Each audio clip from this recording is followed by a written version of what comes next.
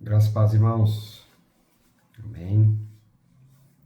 Hoje nós vamos iniciar um tempo de estudo, que já há um tempo eu queria desenvolver com os irmãos, e é um tempo de assuntos e pontos profundos relacionados à preparação da igreja, né, para o fim dos tempos, né, os últimos dias.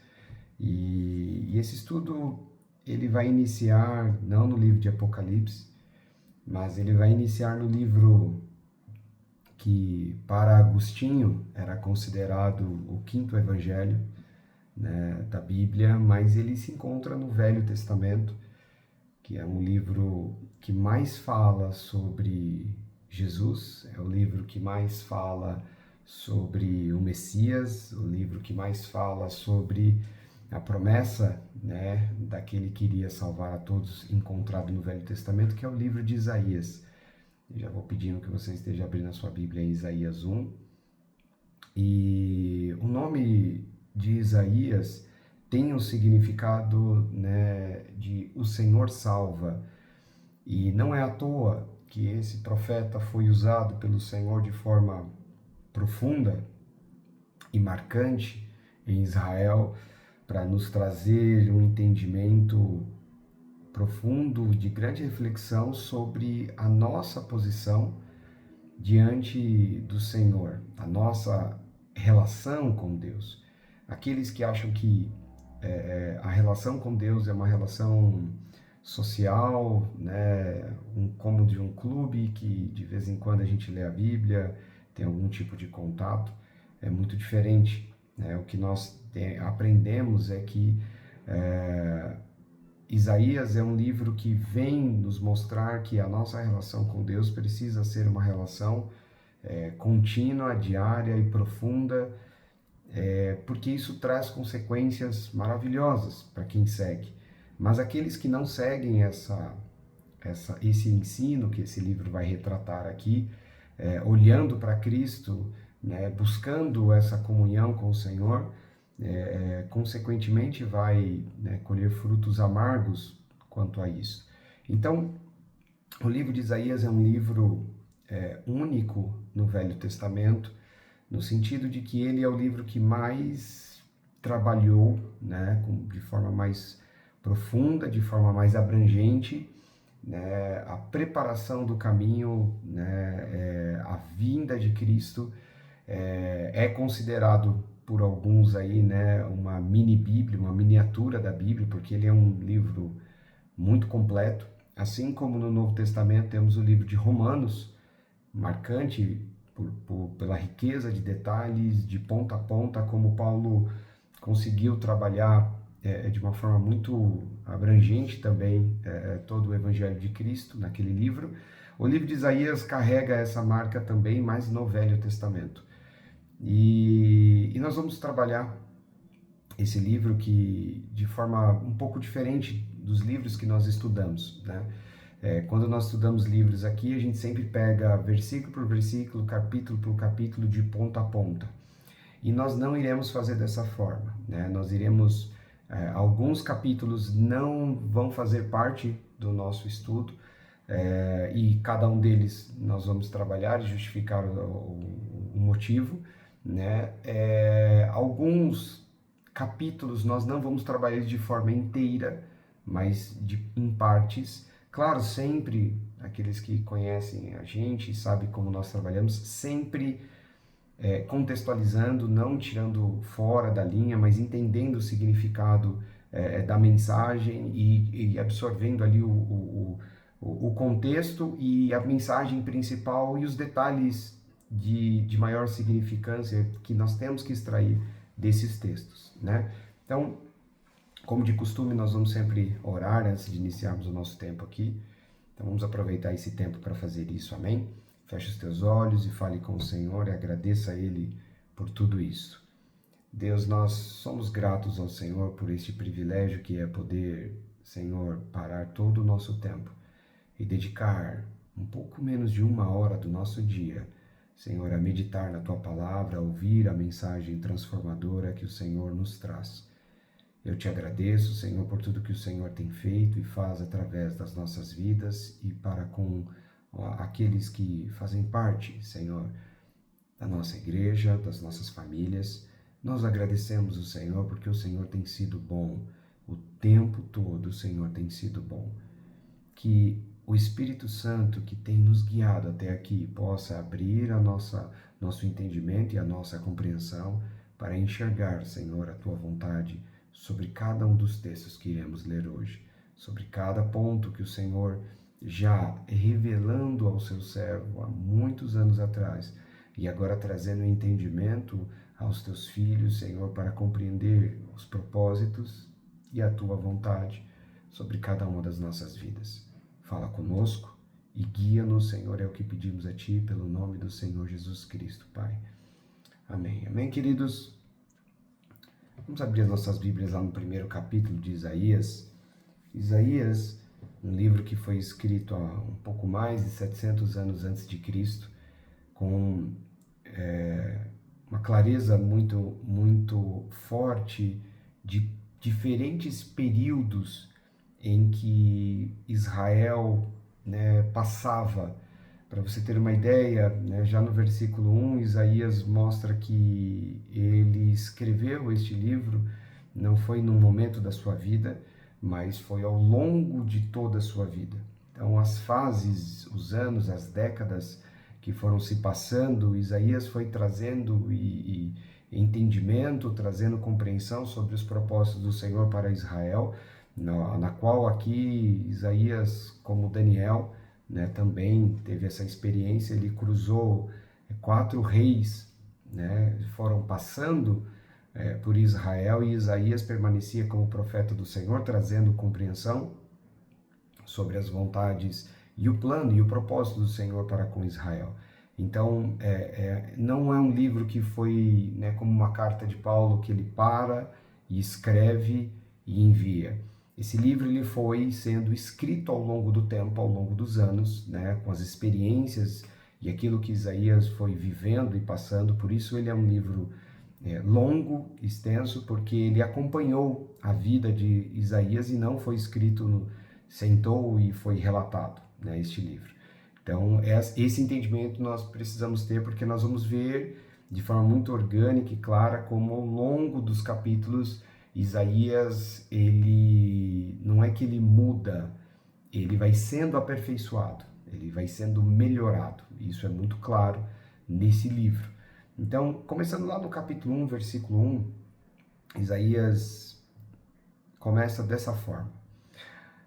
A visão de Isaías, filho de Amós, a qual ele viu a respeito de Judá e Jerusalém, nos dias, é o que eu acabei de dizer para você, nos dias de Uzias, é um rei, Jotão, outro rei, Acás, outro rei, e Ezequias, reis de Judá.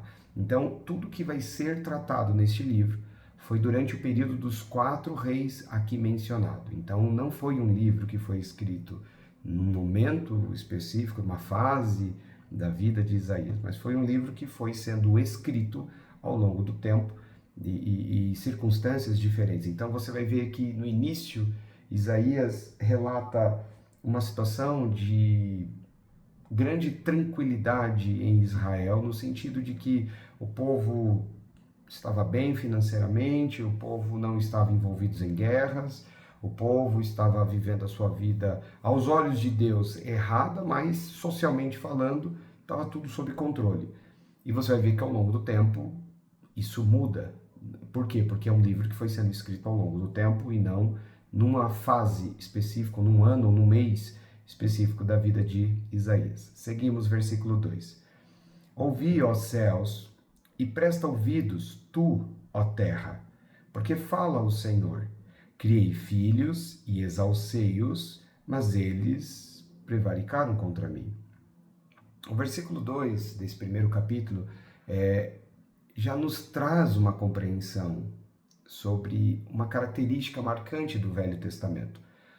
Ontem eu falava isso em um discipulado, de algumas diferenças entre o Velho e o Novo Testamento, e uma característica marcante do Velho Testamento é que Deus deu tudo que o homem acredita hoje, que se ele recebesse de Deus, ele seria uma bênção e a vida dele seria perfeita. Então Deus deu dinheiro, deu riqueza, deu paz, deu um reino, deu rei, deu administração, deu líderes, deu profetas. Deus deu tudo, né, para o seu povo, Israel. E mesmo assim eles deram as costas para o Senhor. Então hoje, no Evangelho da Graça, nós continuamos acreditando que assim, não, se Deus me der dinheiro, se Deus me prosperar, então eu vou servir a Ele. O Velho Testamento inteiro está aí para nos ensinar muitas coisas e uma delas é assim, não funciona, não é assim. Não adianta Deus dar, não adianta Deus enriquecer, não adianta Deus fazer toda a sua vontade. No fim, você vai dar as costas para Ele. Então, o Velho Testamento tem essa marca e o versículo 2 desse livro tão importante já mostra isso. O Senhor dizendo assim, olha, céus e terra, escutem o que o Senhor está dizendo. Eu criei os meus filhos. Ele está dizendo, eu criei Israel. Eu elevei, eu não criei eles por passando necessidade, muito pelo contrário, eu exaltei eles. Eu coloquei eles numa posição elevada e de honra, e eles simplesmente prevaricaram contra mim, eles deram as costas para o Senhor. E aí a gente vai começar a entender os motivos do porquê disto, né? Versículo 3 diz assim, o boi conhece o seu possuidor e o jumento a manjedoura, o seu dono, mas Israel não tem conhecimento, o meu povo não entende. Então Isaías vem aqui neste livro declarar algo forte, dizendo, olha, o boi conhece quem é o seu dono. Ele diz aqui, o jumento conhece a manjedoura do seu dono. Os animais que são irracionais, que não têm capacidade de ser sensatos, de raciocinar, de entender sobre lógica, de ter senso crítico, os animais sabem quem é o seu dono. Mas Israel, que era escravo no Egito e vive e colhe frutos maravilhosos da misericórdia do Senhor continuamente, não sabe quem é o seu dono. E aí vai a primeira grande reflexão desse livro, de que, queridos, se o Senhor está dizendo que nós damos as costas para Ele, por isso que o versículo 2 começa assim, então escute o que Ele está falando. Não é porque vamos à igreja semanalmente, não é porque temos uma Bíblia dentro de casa, não é porque de vez em quando ouvimos uma mensagem que nós pertencemos a Ele, que nós somos dele. Esse é um ponto. Esse senso de pertencimento, ele não existe. É um grande engano. Então, pelo fato de alguém perguntar o que você... Não, eu sou crente, eu sou filho de Deus. Esse engano, ele é muito comum porque as pessoas acham que se eu decidir na minha mente que eu sou filho de Deus, então eu sou o filho de Deus. Mas Isaías já nos leva a uma reflexão dizendo o seguinte, olha, se você é filho de Deus, então você conhece o seu dono, você conhece a casa dele, você conhece o abrigo dele, você repousa sobre os cuidados dele, porque é assim que funciona. Como ele diz aqui, o jumento ele vai dormir na manjedoura do seu dono, ele sabe qual é a manjedoura do seu dono. O boi sabe quem é o seu dono. O animal sabe quem é o seu dono. E é uma coisa que eu aprendi, ouvia falar, né? E aprendi que cachorro, por exemplo, escolhe o dono, né? Eu, quando adolescente, criança, tive cachorros em casa e eu sempre fui o mais apegado com as cachorras. Eu sempre via grudado mesmo, para cima e para baixo, carregava no colo e tal. Mas eu percebia, e isso me deixava muito triste, que eu percebia que elas não me consideravam como donos. Porque eu fazia tudo por elas, estava ali e tal, mas de repente um meu irmão, alguém chegava e chamava, dava as costas para mim e ia embora. Quando eu chegava no ambiente, e não era nos meus pés, entre as minhas pernas, que elas vinham, né? Sempre era com outra pessoa. Então, e eu ficava chateado porque eu percebia isso e via assim, puxa vida, mas eu faço de tudo, eu sou o que mais me importa com essa cachorra, com aquela, com a outra, eu faço tudo, eu ensino as coisas para ela tal, e ela não me reconhece como dono, né? E ano passado, né, a gente perdeu A Ayla, uma cachorra que nós tivemos agora, recente. Ela ficou cerca de 8 anos com a gente. E para mim era muito claro como eu era o dono dela, né? Qualquer pessoa podia chegar, nossa, a Jéssica fazia tudo, dava comida, limpava, fazia tal, as coisas, mas ela tinha uma consideração por mim, mas ela enxergava, ela olhava para mim como eu sendo o dono dela. E é interessante, quando eu queria que o meu cachorro fosse, né, e me entendesse e reconhecesse que eu era o dono, isso não acontecia. E quando, né, uma cachorra de forma inesperada veio para nas nossas vidas, ela escolheu quem é o dono dela. Então, e isso é uma característica dos animais. Para aqueles que já tiveram muita experiência de viver em chácara, sítio, fazenda, né, de um tio, de um vô, o animal ele escolhe o seu dono. E a partir do momento que ele sabe que aquela pessoa é o dono dele, ele não troca. Ele no meio, depois de uns anos ele começa a gostar mais da outra pessoa do que, não, não, não, ele escolhe o seu dono, ele sabe quem é o seu dono, ele sabe a quem ele confia a sua vida e acabou a história. E é isso que devemos entender como servos de Deus, que nós temos um dono e temos que viver debaixo da autoridade deste dono. E isso na prática não acontece com as pessoas, isso na prática não acontece com os servos de Deus, isso na prática não acontece. Como se você tivesse um dono, como se você fosse, você fosse alguém que precisa prestar contas o tempo inteiro do que você faz. Quando o homem se casa, ele presta conta para o seu marido ou para sua esposa de tudo que ele faz. Ele tem que prestar conta. Aonde estava, o que fez. Quando você mora, filho, ainda na casa do seu pai e da sua mãe, você também deveria prestar contas. Por quê? Porque aquela é uma autoridade sobre a sua vida. Então, se você vai sair, que horas você vai voltar, com quem você vai sair, o que você vai fazer, precisa ser prestado conta. Por quê? Porque aquela pessoa na qual você está prestando conta tem uma autoridade sobre a sua vida. É o seu possuidor, é o seu dono, sim. E isso nós temos na nossa vida em alguns momentos e fases da nossa vida, como mencionado aqui como exemplo, mas não vivemos desta mesma forma com Deus, a grande imensa maioria dos crentes.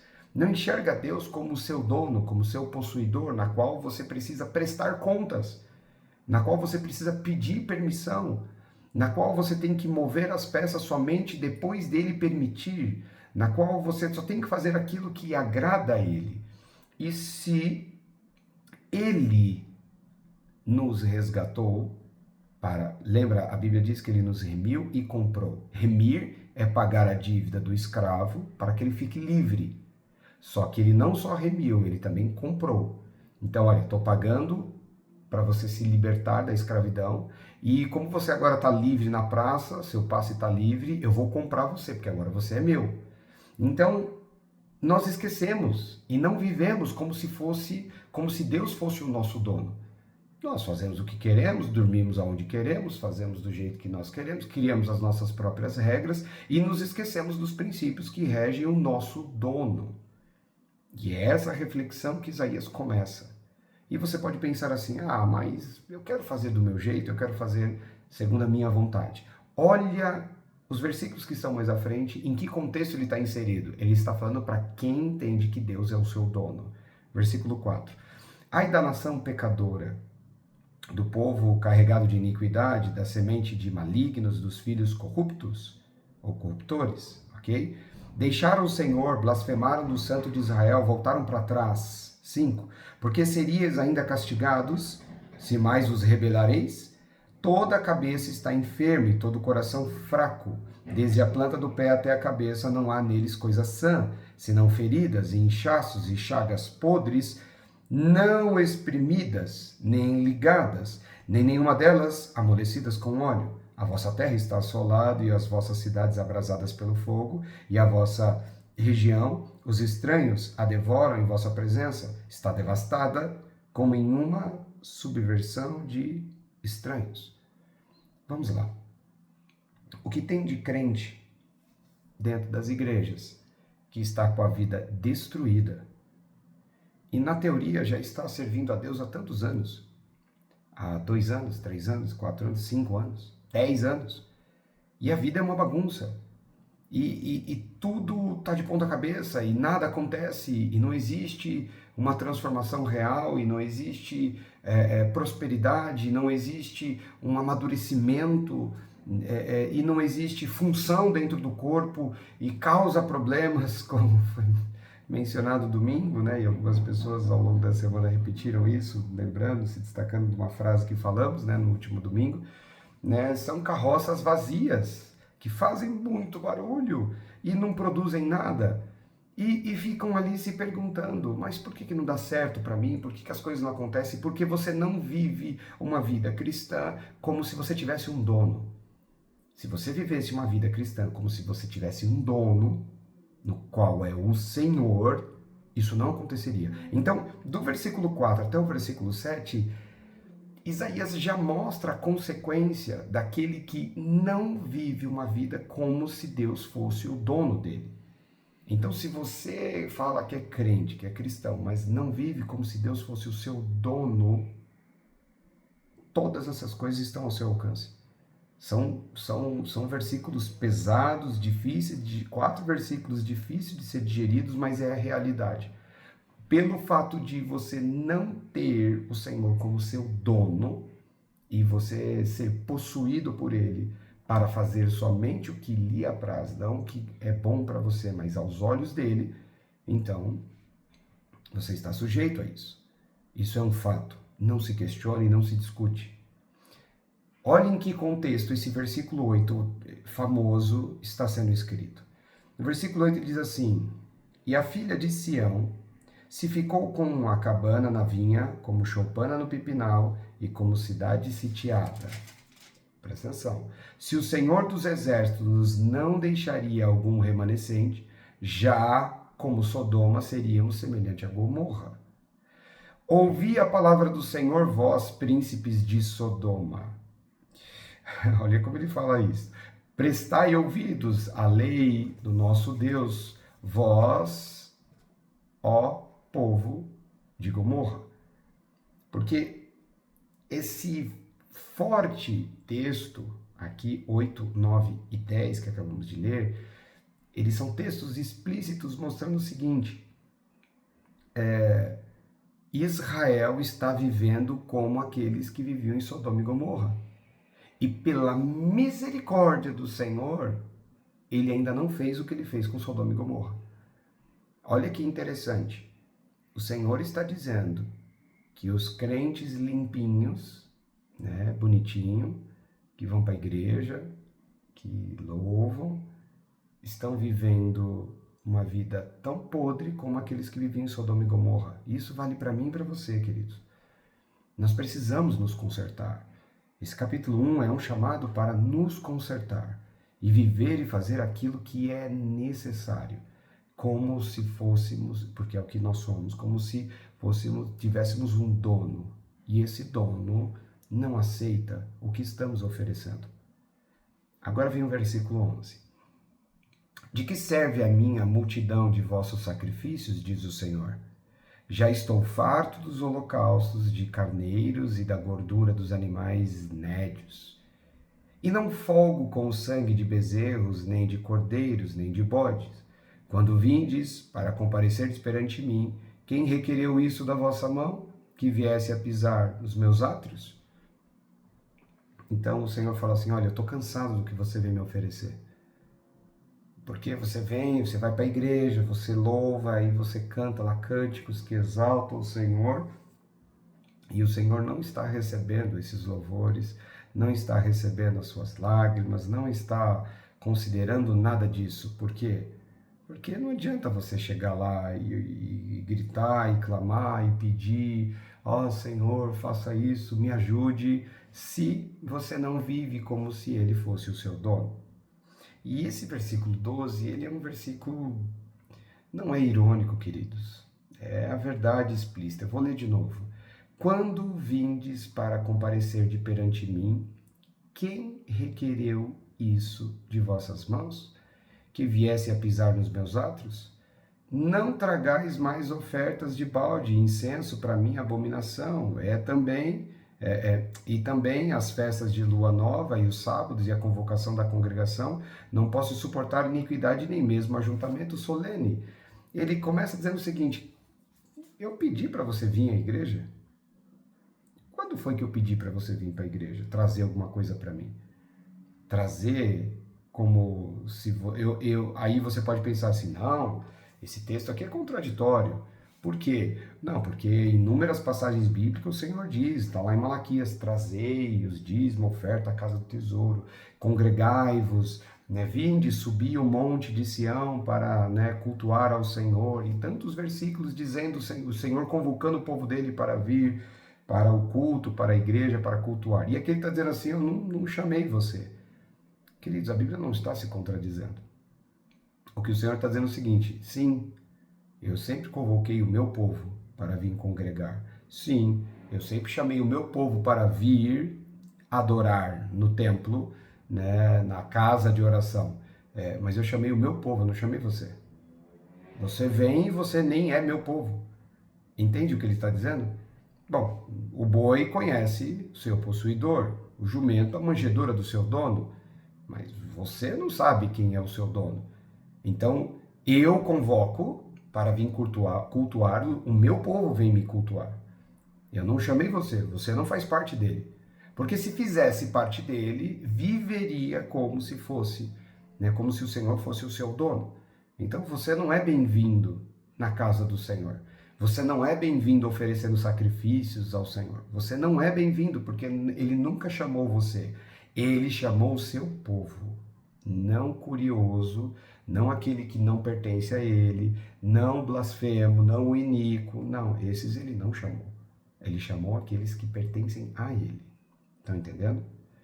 Agora olha o versículo 15. Pelo que quando estendeis as mãos, escondo de vós os olhos. Sim, quando multiplicai as vossas orações, não as ouço, porque as vossas mãos estão cheias de sangue. Oh, queridos, como é difícil. Às vezes a gente está ouvindo pessoas que vêm pedir conselhos e diz que estão orando e pede isso e fala com Deus e pede isso ao Senhor e nada acontece. E o versículo 15 explica. Deus esconde o rosto de muita gente, queridos. Mas é verdade, isso é bíblico. E Deus esconde o rosto de muita gente que está dentro da igreja, que congrega, que lê Bíblia, que ora, que faz isso. E o motivo está aí escrito. A partir do versículo 3 já está a explicação. Por quê? Porque não é dele, não é povo dele, não tem comunhão com ele. É fato. E o texto segue. Olha o 16. Aí vem o conselho do Senhor. Você quer fazer parte? Então o que você faz? Lavai-vos, purificai-vos, tirai a maldade de vossos atos de diante dos meus olhos e cessai de fazer o mal. Pare de fazer o mal. Pare de intentar o mal. Pare de atitudes maldosas. 17. Aprendei a fazer o bem. Aprenda a fazer o bem. Praticai o que é reto. Faça o que é correto, o que é certo. Ajudai o oprimido. Fazei justiça ao órfão. Tratai da causa das viúvas. Vinde, então, e argui-me, diz o Senhor, ainda que os vossos pecados sejam como a escarlata, eles se tornarão brancos como a neve, ainda que sejam vermelhos como o carmesim, se tornarão brancos como a lã. Olha que interessante, em que contexto esse versículo está escrito. Né? Alvo mais que a neve, né? A gente canta, louva, mas o contexto está naquele que não era participante da graça do Senhor. Não tinha Deus, não tinha o Senhor como seu dono. Então ele se arrepende, muda os seus atos, deixa as maldades que são facilmente encontradas nos seus atos, na sua língua, na sua boca. Ele para de ter práticas ruins, ele aprende a fazer o bem, ele começa a praticar o que é reto, ele começa a se importar com quem é oprimido, ele começa a se importar com o próximo. Então o Senhor, esse é o processo de purificação.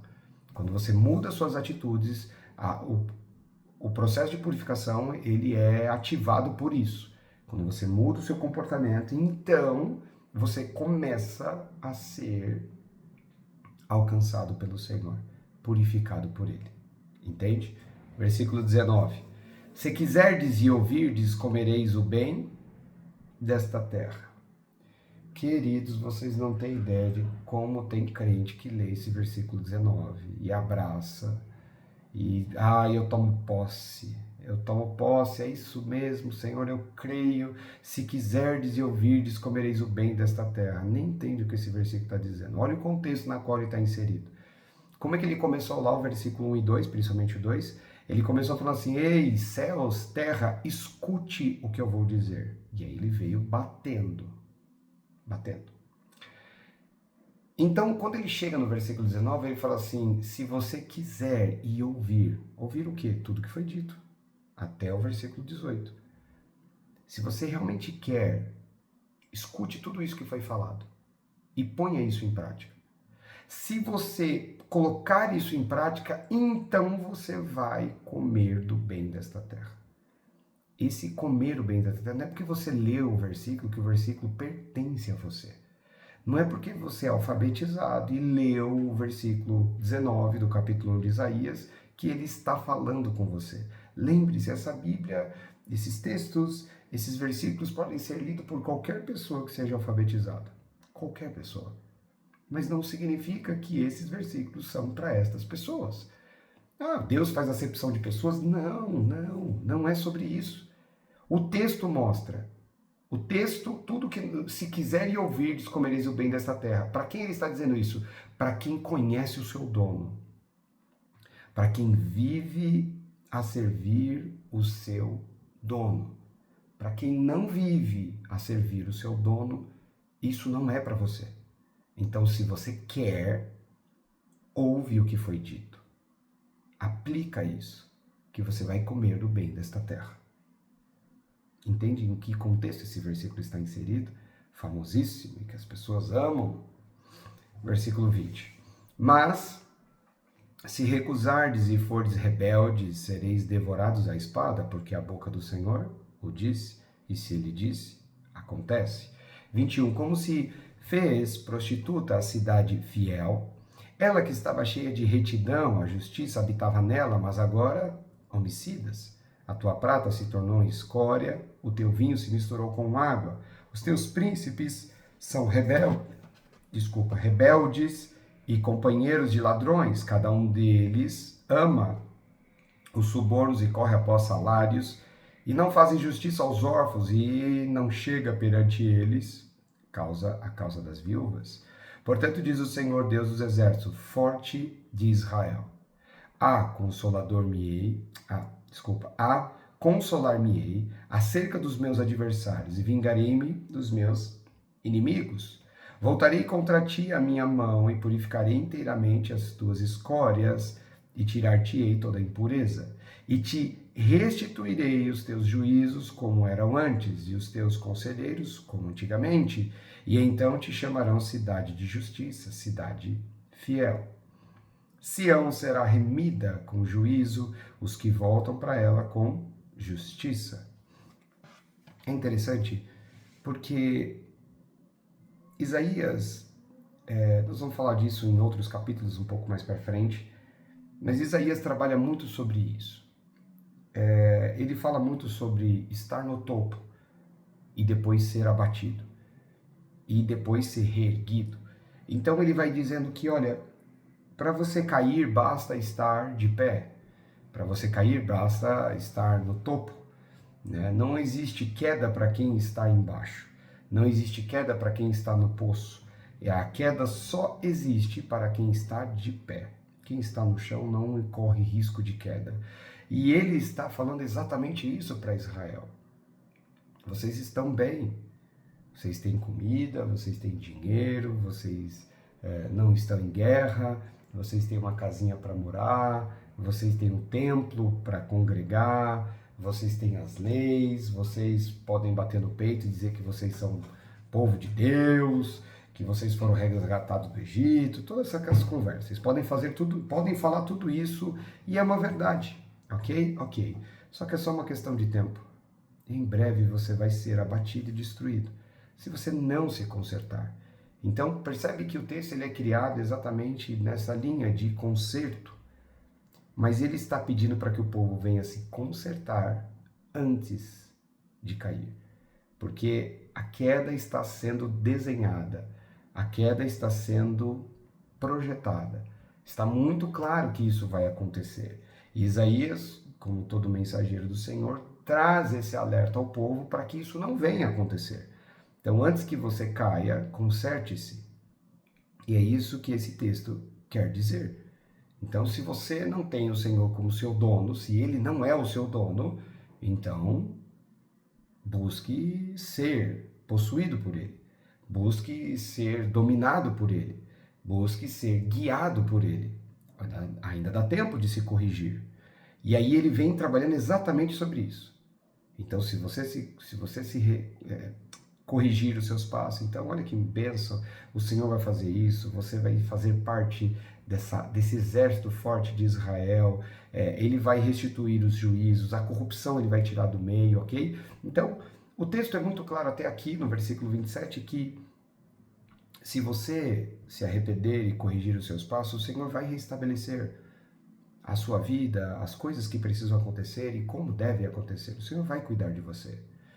Mas, versículo 28, os transgressores e os pecadores serão juntamente destruídos, e os que deixarem o Senhor serão consumidos. Então é um fato que aquele que se arrependeu e se consertou e colocou o Senhor como seu dono, vai colher frutos maravilhosos para isso. E, sem dúvida, os que continuarem na transgressão e na iniquidade vão pagar o preço. E o Senhor está dando a sua própria palavra como garantia. Porque vos envergonhareis pelos carvalhos que cobiçastes, e serei confundidos pelos jardins que escolhestes. Porque sereis como o carvalho, o qual caem as folhas, e como a floresta que não tem água. Lembra que ele fala sobre queda? O versículo 30 é isso: vocês vão ser como os carvalhos, a qual caem as folhas. E eu não sei se já teve a oportunidade, nem chamo de oportunidade, chamo de privilégio de ver um carvalho maduro, grande. É uma árvore, uma das árvores mais belas na minha concepção, do meu gosto, estou dizendo aqui, né? Amo sequoia, gosto extremamente de algumas espécies, como mogno, pau-ferro, mas carvalho é uma árvore maravilhosa, né? Eu particularmente gosto muito. E ela é bela pela formação dos seus troncos e principalmente pela sua folhagem. Mas ele fala assim, olha, como você continuou na transgressão, assim como o carvalho também, quando as folhas caem, ele perde toda a beleza. Então, não adianta você ter alcançado essa posição tão elevada, né, vivendo na iniquidade. Né? A sua vergonha chegará. É isso que o Senhor está dizendo. Isso serve para mim e para você. Ainda há tempo de se consertar. Dá tempo de corrigir o que tem que ser corrigido. Dá tempo de, né, não ser comparado a Sodoma e Gomorra. Dá tempo de nós nos corrigirmos e, se quisermos e ouvirmos, nós comeremos, né, o bem desta terra. Isso é uma declaração do Senhor a nós. E o versículo 31, ele diz o seguinte: e o forte se tornará em estopa, e a sua obra em faísca, e ambos arderão juntamente, e não haverá quem os apague. É uma declaração forte, dizendo que não importa aonde você chegou, né? Como ele falou no versículo anterior, se você era um carvalho belíssimo, não importa o que você conquistou e aonde você chegou, você vai ser abatido e vai ser reduzido a zero. Você vai ser destruído pelo Senhor. Você vai ser arrancado pelo próprio Deus. Então, hoje, na nossa introdução deste livro, desse capítulo 1, Isaías já vai dando o tom da conversa. Né? Aqui eu creio que Isaías, inspirado pelo Espírito Santo, ele está separando o joio do trigo. O que nós vamos tratar aqui vai ser aqueles que entendem e reconhecem que o Senhor é o seu dono. Nós estamos falando daqueles que são possuídos, aqueles que são guiados pelo Senhor. Os curiosos, os rebeldes, os que não querem servir, os que têm muitas opiniões divergentes do que a Bíblia diz, não é para você. Isso aqui pertence àqueles que têm o Senhor como seu dono. Então esse livro é um livro que aponta para Cristo.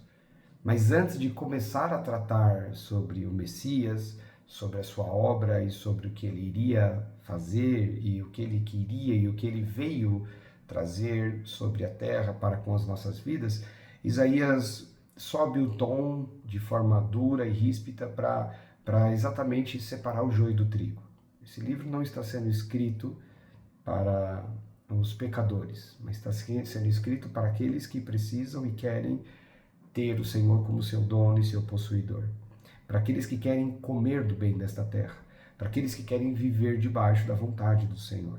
Então, reflita bastante sobre essa leitura e nós vamos ver que o contexto, né, que Isaías está trazendo aqui neste livro, ele é um contexto de nos ensinar como nos parecer com Cristo, efetivamente. Percebe que Cristo, nos momentos marcantes, ele sempre está em comunhão com Deus, pedindo direcionamento de Deus e fazendo aquilo que Deus quer.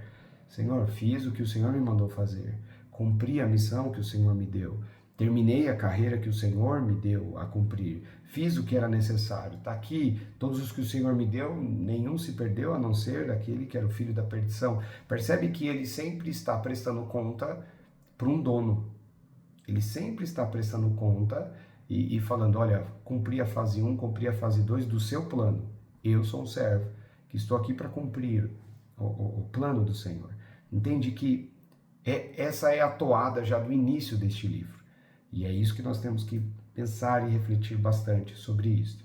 Nós vamos trabalhar muito, muito fortemente essa preparação que foi escrita mais de 700 anos antes de Cristo, né, para o encontro com o Messias. Entende que o que nós vamos trabalhar muito aqui é exatamente um texto que é uma preparação para o encontro do Messias, não a primeira, mas a segunda volta. Que essa mensagem possa fazer você meditar sobre as prioridades da sua vida hoje e do que realmente importa, né? E a quem você quer ser dominado, guiado, né? Quem é o seu dono, né? Onde está o seu Deus? Essa é a pergunta e a resposta está aqui no capítulo 1 de Isaías, né? Nós temos que saber quem é o nosso dono, né? Nós temos que saber a quem nós servimos e como isto é sério e como não pode ser conduzido, como muitas vezes, né, o cristão faz, né, de qualquer jeito, de qualquer forma. Então, que essa palavra possa ecoar ainda por muito tempo na sua vida e que você possa viver e respirar. E vamos seguir nesse estudo que vai ser um estudo marcante, talvez o estudo mais sério que nós fizemos aqui desde que iniciamos esse trabalho, né? E se puder acompanhar todas as quintas-feiras, às 20 horas, vai ser uma benção. Amém, queridos? Quero desejar um bom descanso a vocês aí do fim desta semana, né? E uma boa noite para todos vocês. Amém? Graças e paz a todos.